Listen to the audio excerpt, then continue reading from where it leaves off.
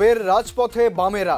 মঙ্গলবার ২১ দফার দাবি নিয়ে রাজভবন অভিযান করে বাম শ্রমিক সংগঠন। সংযুক্ত কিষাণ মোর্চা ও কেন্দ্রীয় ট্রেড ইউনিয়নের ডাকে রাজভবন অভিযানে নামেন বাম কর্মীরা। ২১ দফা দাবিকে সামনে রেখে এদিন রাজভবন অভিযান করেন তারা। মঙ্গলবার সকাল ১১টায় রবীন্দ্র শতবার্ষিকী ভবনের সামনে থেকে শুরু হয় মিছিল। শহরের বিভিন্ন রাস্তা ঘুরে রাজভবনের উদ্দেশ্যে যান তারা। এদিন নিজের বক্তব্যে সিপিএম রাজ্য সম্পাদক জিতেন্দ্র চৌধুরী কড়া নিশানা করেন মুখ্যমন্ত্রীকে। শিশু বিক্রি, অনাহারে আত্মহত্যার মতন ঘটনা রাজ্যে ক্রমশ বেড়েই চলেছে মুখ্যমন্ত্রীর নজরদারির অভাবে, এমনটাই অভিযোগ তার। রেগার টাকা যথাসময়ে না পাওয়া, জল ও সড়ক ব্যবস্থার অনুন্নতি, এ সমস্ত নিয়েও ক্ষোভ প্রকাশ করেন তিনি। যুবকদের চাকরি, কৃষি ঋণ মুকুব, পেট্রোল ডিজেলের দাম কমানো কোনো প্রতিশ্রুতি রাখতে পারেনি বিজেপি সরকার। মূলত কৃষক ও শ্রমিকের ওপর অবিচারের জেরেই এদিনের জনসমাবেশ করে বাম সংগঠন, এমনটাই বলেছেন জিতেন্দ্র চৌধুরী।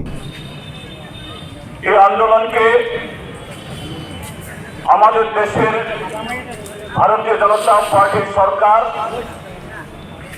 তার বিরুদ্ধে বিশ্বাসঘাতকতা করেছে,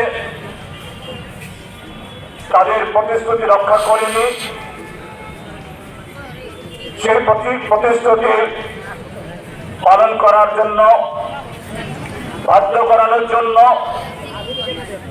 সারা দেশব্যাপী গত ৩ দিন ধরে যে ঐতিহাসিক আন্দোলন সংগঠিত হচ্ছে, আপনারা সে আন্দোলনের শরীর হয়ে এখানে এসেছেন। আপনাদের সকলকে আমাদের রাজ্যের গণতান্ত্রিক আন্দোলনের তরফ থেকে এবং আমাদের তরফ থেকেও